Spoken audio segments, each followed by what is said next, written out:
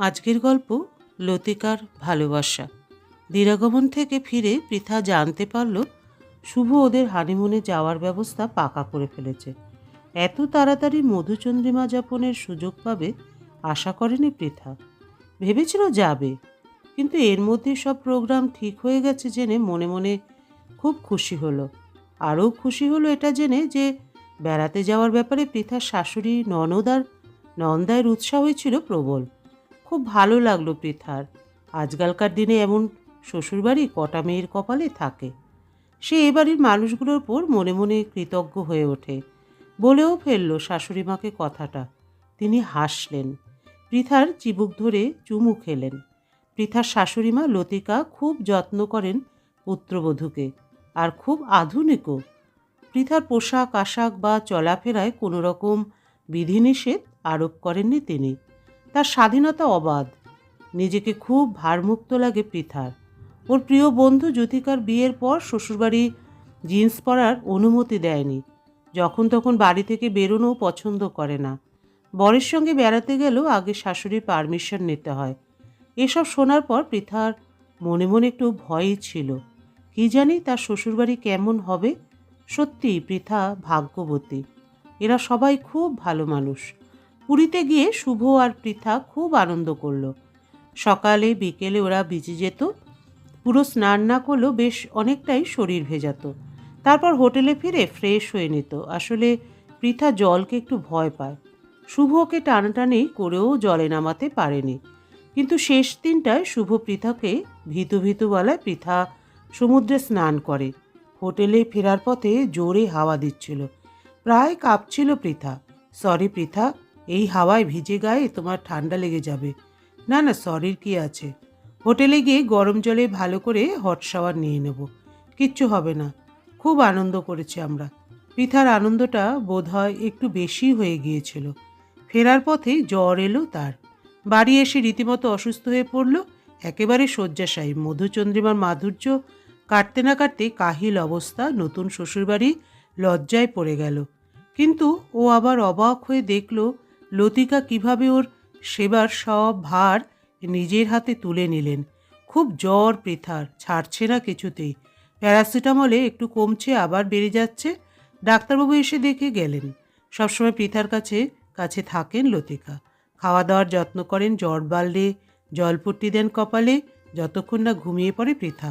মাথায় গায়ে হাত বুলিয়ে দেন। পৃথার মন আবেগে ভরে ওঠে। ওষুধের গুণে না লতিকার সেবার গুণে কে জানে। দিন সাতেক পর পৃথার জ্বর ছাড়ল, কিন্তু খুব দুর্বল হয়ে পড়েছে। লতিকা শুভকে বললেন, তুই আজ অফিস ছুটি নিয়ে পৃথার কাছে একটু থাক, ওর মন ভালো থাকবে।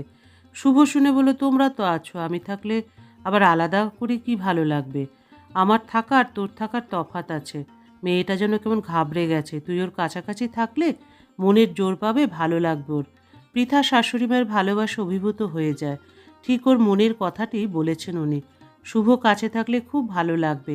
পৃথা লতিকার আঁচল টেনে বলল, তুমি আমার মনের কথাটা কি করে বুঝলে মা? মায়েরা সব বোঝে, হেসে বললেন লতিকা। হেসে ফেলল পৃথাও। শাশুড়ির আঁচলের নিচে মুখ লুকোলো। যেন কত ভরসার জায়গা ওর। জ্বর সারল তো পেটে ব্যথা শুরু হয়ে গেল পৃথার। বেশ কয়েকবার টয়লেটে যেতে হলো ওকে। সবাই আহা হা করতে লাগলো। বিছানায় কুকুরে শুয়েছিল, ঘুমিয়ে পড়েছিল যেন কখন। হঠাৎই ঘুমটা ভেঙে গেল। দেখল শাশুড়িমা ওর পায়ের কাছে বসে আছেন। তাড়াতাড়ি উঠে বসলো পৃথা। বলে উঠল, এ কি মা, আপনি এখানে এভাবে বসে? তোমার জন্য মুড়ি ভেজানো জল নিয়ে বসে আছি। ঘুমটা ভাঙলে দেবো ভেবেছিলাম। এমন অকাতরে ঘুমোচ্ছ, ডাকতে মায়া লাগছিল। এই মুড়ি জলটা খাও, পেটটা ঠান্ডা হবে। জ্বরের সময় অত কড়া কড়া ওষুধ খেয়েছ। আপনি আর কত করবেন মা আমার জন্য? কেবলই ভুগছি। বারে করবো না? তুমি তো আমার মেয়ে। একটু পরে পেটে তেল জল মালিশ করে দেব, ভালো লাগবে। চোখে জল এসে গেল পৃথার। মনে মনে ভাবল, বাড়িতে মাও তার অসুখের সময় খুব যত্ন করে, কিন্তু সঙ্গে বকুনিও চলে।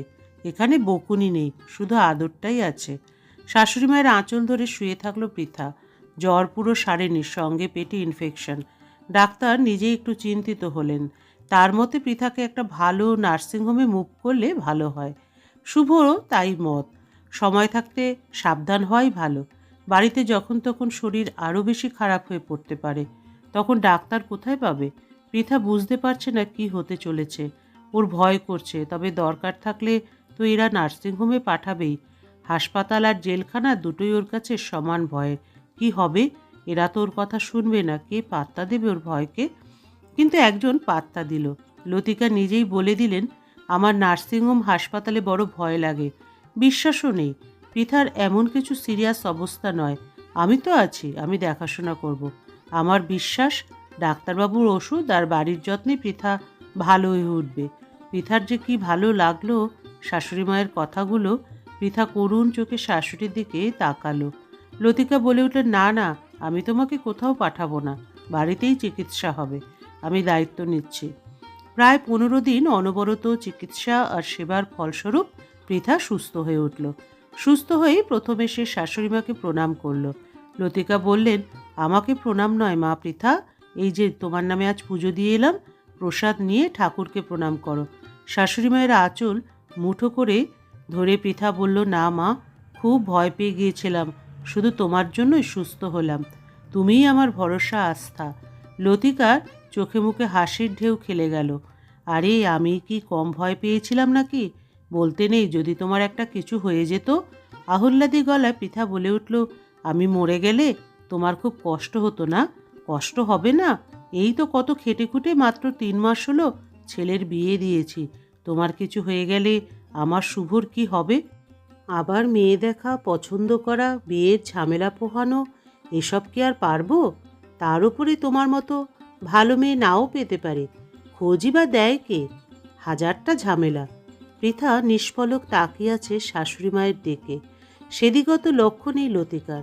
হেসে হেসে বলে ফেললেন, তাছাড়া তোমার বাবা যা সুন্দর সুন্দর ফার্নিচার দিয়ে আমাদের বাড়ি সাজিয়ে দিয়েছেন, এসব ফেরত দিয়ে দিতে হলে বাড়ি তো সেই আগের মতো ফাঁকাই হয়ে যাবে। পরে যাকে আনবো তারা তেমন কিছু দেবে কি দেবে না তার ঠিক আছে? না না, তুমিই আমার ঘরের লক্ষ্মী। পৃথার চিবুক ছুঁয়ে চুমু খেলেন লতিকা। পৃথার হাতে প্রসাদ আর প্রণাম দুটোই ধরা রইল। মনে চিন্তার ভ্রুকুটি, মুখে অজস্র কাটাকুটি। ভেতরটা কাঁপছিল ওর। শাশুড়ির আঁচল অনেক দূরে, আর বিশ্বাস তো বহু দূরে। ছেলের বউকে এমন আদর যত্ন করা শাশুড়ি মাকে কি আদৌ ভরসা করা যায়? গল্পের সমাপ্তি এখানেই। আবার দেখা হবে পরবর্তী আরেকটি গল্পের সাথে।